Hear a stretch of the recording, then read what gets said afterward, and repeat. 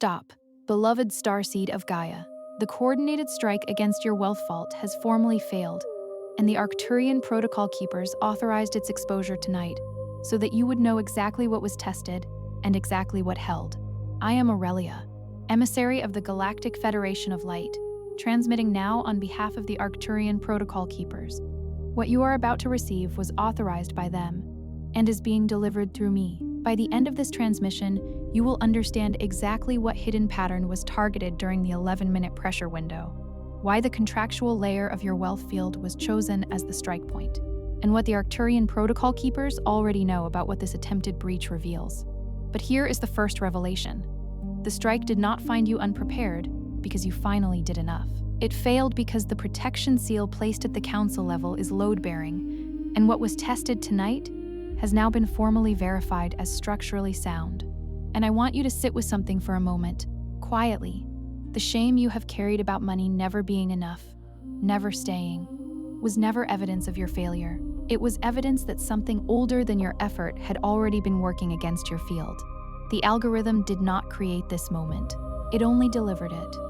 Your field brought you here because the wealth vault held, and the part of you that has been carrying the weight of that ancestral leak in silence brought you here together.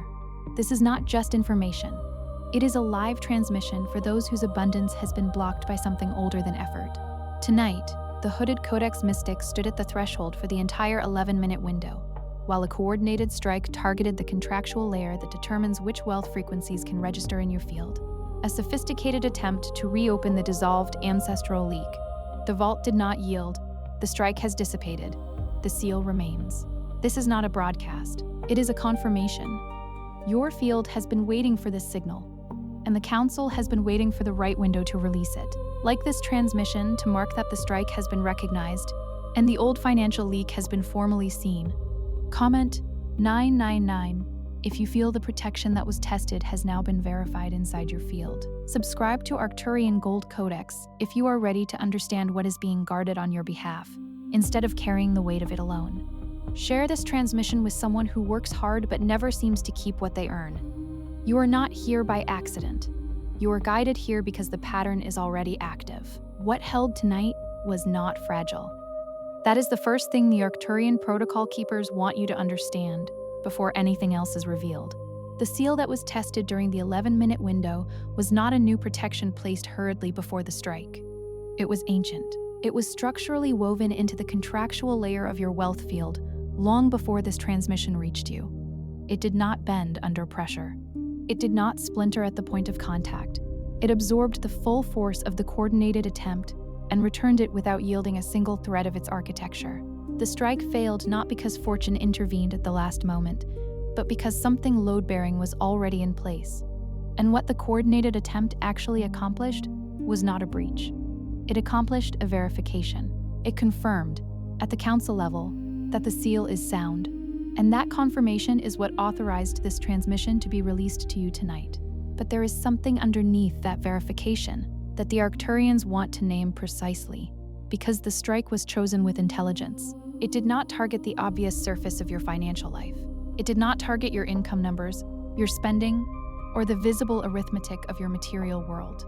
It targeted the contractual layer, the invisible field of instructions that determines which wealth frequencies your system is permitted to register as real, as stable, as safe to receive. That layer is where the oldest damage lives. That is where the ancestral leak was originally written. It is the part of your material field that operates below conscious awareness, below effort, below intention, the layer that was already running its instructions before you were old enough to form a single belief about money. And that is why the hooded Codex Mystic stood at that threshold for the entire window, not as theater, but as a specific response to a specific point of historical vulnerability. What you are about to receive is not a general message about abundance. It is a targeted explanation of what the coordinated strike revealed about the structure of your financial field. What patterns have been operating inside that field without your full awareness, and why the repeated experience of money arriving and then leaving, of effort producing nothing lasting, of stability always dissolving before it can fully form. Why all of that is not the story of someone who cannot manage money. It is the story of a contractual layer that was still obeying an older instruction about what you were permitted to hold. an instruction written in someone else's survival, carried forward through blood and memory and silence until it arrived, unmarked, in the architecture of your own material life. That distinction matters. It matters more than anything else that will be said in this transmission, because as long as you interpret your financial struggle as evidence of personal failure, you are reading the symptom and missing the mechanism. You are blaming the surface and leaving the root completely untouched. The Arcturians do not read your financial field the way conventional thinking does. They do not see disorder. They see pattern. They do not see random loss. They see a field still responding to an instruction that was never yours to begin with. They see the difference between a person who cannot hold wealth and a field that was never given permission to. So before the full architecture of this is revealed, sit with this for a moment. Think about the specific texture of your financial life, not the dramatic moments, not the largest loss or the most visible failure. Think about the texture, the way money arrives and then, before it can settle, something demands it. The way moments of progress always seem to carry within them the seed of their own reversal. The way you have worked, genuinely worked, and still arrived at the same place. The way abundance seems to approach a threshold and then pull back before it crosses into permanence. That texture is not random. It is not the result of poor decisions alone. It is the surface of a pattern already running beneath everything. A pattern with a shape, a source, and a name that the Arcturian field has already mapped. The first layer of what was exposed by the strike tonight concerns what happens in the space between earning and holding. This gap, the distance between money arriving and money remaining, is where the most consistent damage accumulates. It is also the space most people never think to examine, because the losses that occur inside it always seem to have a logical explanation. The bill was real, the emergency was real, the cost was real. Each individual drain carries a material justification, and so the pattern beneath the drains remains invisible. But the Arcturian reading of this pattern is different. When the drain is consistent, when it repeats with the rhythm of a cycle, rather than the randomness of chance, what is being observed is a field that does not have a stable retention layer. The wealth frequency reaches the outer edge of the material field and encounters an instruction that was written long before the viewer began making conscious choices about money. That instruction says, "This is not safe to keep. Return it to circulation." What felt like bad luck was actually a field command. What felt like misfortune was actually a loyalty. A deep, unconscious loyalty to a line of survival that believed holding abundance was dangerous, conspicuous, or morally wrong. That loyalty did not begin with you. That is the part that must be understood clearly. The instruction that keeps releasing your money before it can stabilize was not authored by your decisions. It was inherited. It came through a lineage that survived through scarcity, people who went without, people who learned that abundance drew attention, drew risk, drew resentment, drew loss, people who watched what happened when those around them reached for more and were punished for it, by circumstance, by community, by the brutal arithmetic of lives lived without margin. People who contracted, consciously or not, with lack as a form of safety. And when that contract is held long enough across generations, it does not stay as a thought or a belief. It embeds itself into the energetic structure of the financial field as an operating instruction. The system does not simply think scarcity is safer. It runs scarcity as its default setting. It treats every accumulation as a deviation from the base state and routes excess back out through whatever channel is most available. And then you arrive, with effort, with will, with genuine desire to build something stable. And you cannot understand why the field keeps emptying itself. You cannot understand because you are looking at your own decisions when the active instruction is older than your decisions by generations. This is what the coordinated strike was attempting to reopen. Not a new wound, an old one, an ancestral leak that had been dissolved through the work of the seal. A leak that, if reopened, would have resumed its silent function of releasing your wealth frequency before it could register as permanent. The strike failed, but its precision tells the Arcturian protocol keepers something important about where in the field the original damage was written. The fact that the strike knew exactly where to press is itself a map, and that map is part of what this transmission is delivering to you now. The second layer that requires recognition is the pattern of guilt around increase. This is subtler than the drain. It does not announce itself loudly. It does not arrive with the blunt force of a financial emergency or a sudden unexpected cost.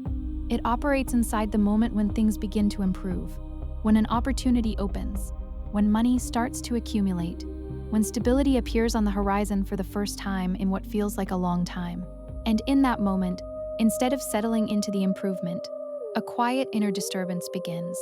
Not obvious fear, not clear doubt, something more textured than that. A sense that this is too much. A sense that receiving this abundance means something is wrong. That the improvement itself is somehow a violation of a rule that was never written down but is felt in the body as though it were law. A contraction that happens just beneath the surface of celebration. And then, reliably, the viewer finds a way to interrupt the improvement.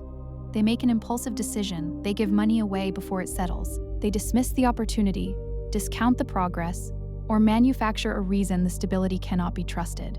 And then, when it collapses, they blame themselves for the collapse, not recognizing that the guilt was the mechanism, not the failure. Guilt around wealth is one of the most consistent field-level distortions the Arcturian system recognizes.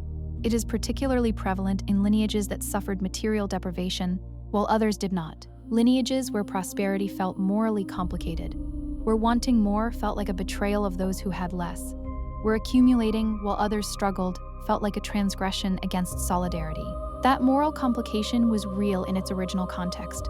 The people who authored it were navigating genuine conditions of deprivation, genuine community pressures, genuine risks that came with standing out in environments where resources were scarce and visible wealth could invite hostility. Their caution was not irrational, but that moral complication does not simply resolve when a new generation arrives with different circumstances. It continues to operate as a field-level filter. The subconscious financial system is still running the old moral code, and that code treats prosperity as a problem to be corrected, rather than a frequency to be held. So every time abundance approaches the threshold of permanence, the guilt-coded filter activates and begins the process of releasing it back out of the field. It does not look like guilt when it is happening. It looks like bad timing. It looks like an unfortunate choice. It looks like the viewer is simply not capable of holding what they build. But the mechanism is the old moral code, still running, still correcting what it was trained to see as excess. What you are feeling right now is not ordinary frustration. It is the moment your system stops pretending this pattern is just bad luck. If this transmission put language around a financial struggle you have been carrying in silence, Arcturian Wealth Scan, the Gold Frequency Audit, was created for this exact stage. It is not another promise of abundance. It is a direct audit of the hidden pattern affecting your material field. So you can begin to see whether the drain is rooted in inherited scarcity, guilt around wealth, energetic rejection, or an older financial instruction still shaping your results. The link is in the first pinned comment, but it will not remain there forever. There is a third pattern that the Arcturian field maps with particular precision, and it is the one that perhaps causes the most sustained damage to the emotional life of the viewer, because it is the most invisible. It does not announce itself through obvious external events. It accumulates quietly over time, depositing its evidence in the gap between how hard a person works and what that work actually produces. It is the pattern of effort that never translates. You work, genuinely, consistently, effortfully. You apply logic, you apply discipline. You show up when others do not. You sacrifice time, comfort, and certainty in pursuit of material stability. And the results do not match. Not proportionally. Not in the way that the volume of your effort should logically produce. You watch others exert less and receive more. You watch people with fewer qualifications, less consistency, less genuine commitment arrive at outcomes that your own sustained work has never produced. And the conclusion that forms, the one that feels most honest, most rational, most supported by the evidence of your own life, is that you are somehow fundamentally insufficient, that something in you is broken, that you are simply not someone for whom financial stability is possible, regardless of effort, that the rules that seem to apply to others do not apply to you, and you do not know why, and the not knowing is its own kind of suffering. But what the Arcturian reading identifies in this pattern is not personal insufficiency. It is a frequency mismatch between the effort being applied in the visible field and the instruction still running in the hidden field. The effort is real, the work is real, but beneath the work, the contractual layer is still operating under the old instruction that says abundance is not a permitted frequency for this field. And that instruction is not loud. It does not announce itself as a block. It simply operates as a subtle but consistent filter on every material outcome, reducing what arrives, accelerating what drains, and making the gap between effort and result appear to be evidence of personal failure, when it is actually evidence of a hidden field instruction still governing results. The field is not responding to your effort. It is responding to its own older command. And more effort directed into a field still running that command will not change the output. It will only deepen the exhaustion and confirm the false conclusion that the problem is you. The mismatch is not permanent. That is what must be understood. A field instruction that was inherited can be dissolved. A scarcity contract that was never consciously agreed to can be released. But it cannot be released through effort alone, because effort operates at the visible level and the instruction is embedded at a deeper level of the material field. More work will not overwrite it. More discipline will not erase it. The instruction must be located, identified, and directly addressed within the field itself. That is not a dismissal of effort. It is a redirection of where the intervention must occur. The fourth thing the Arcturians want named is the pattern of money leaving through relationships. This is not simply about people who borrow and do not return, though that is often part of it. It is about a broader field dynamic in which the energetic environment around the viewer consistently creates conditions for wealth to exit through relational channels. Money lent out of guilt rather than genuine generosity. Financial resources steadily depleted through loyalty to family members still operating under the old scarcity line. People who carry their own inherited lack and whose proximity to the viewer's field creates a gravitational pull toward the familiar baseline of not enough. Romantic partnerships that arrive with their own contracted poverty, which then merges with the viewer's field and amplifies the drain until the household operates at the combined scarcity level of two lineages rather than one. Friendships that carry an unspoken requirement of financial self-sacrifice as the price of belonging, where giving money away feels like the only available proof of love, the only way to maintain connection, the only currency accepted in certain emotional economies. None of these feel like financial patterns when they are happening. They feel like love, loyalty, family duty, and the right thing to do. But the Arcturian field analysis shows that when relational channels become the primary exit point for wealth, it is often because the old scarcity instruction has found its softest passage through the field, the one that cannot be resisted because it is coded in emotional obligation. The instruction does not ask to be obeyed. It simply routes the wealth toward the relationship where the obligation is strongest, and the money moves before the viewer can name what happened. Releasing the ancestral scarcity line is not about withdrawing from relationship. It is about recognizing when relationship is being used by the old instruction as the path of least resistance for releasing what the field is not yet permitted to hold. The fifth pattern is the one that arrives at the edge of breakthrough. This is the threshold collapse, the moment where something real and significant is about to shift materially, and the field destabilizes before it can cross into permanence. It is the deal that falls through on the final day, the opportunity that materializes and then reverses without explanation. The investment that shows every sign of growth and then fails at the critical moment. The job that seemed secured and then disappeared. The client who confirmed and then withdrew. The plan that was sound, the timing that was right, the preparation that was genuine, and then an obstruction appeared that no one could have anticipated, arriving with the specific precision of something that knew exactly when to intervene. The viewer's instinct is to read each of these as separate incidents of bad fortune. Life is unpredictable. Deals fall through. Things change. But when the threshold collapse is a repeated pattern, when the destabilization reliably happens at the exact moment before consolidation, at the precise point where stability would have become permanent, the Arcturian field reads it not as coincidence, but as a boundary. The old scarcity instruction has a ceiling. It was set at a specific frequency of material accumulation, and every time abundance approaches that ceiling, the field activates its release mechanism. Not out of malice, not as punishment, but out of an old operating logic that says, the ceiling exists for a reason. That ceiling was set by the inherited field. It is not the viewer's actual limit. It is the limit of the old instruction. And that is a distinction that changes everything, because it means the ceiling is not structural to who you are. It is structural only to what was inherited. And inherited ceilings, unlike true limits, can be raised.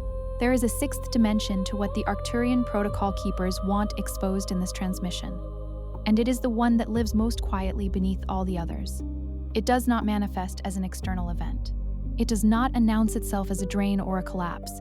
It lives entirely inside the viewer, in the private architecture of the story they have constructed to explain their own financial life.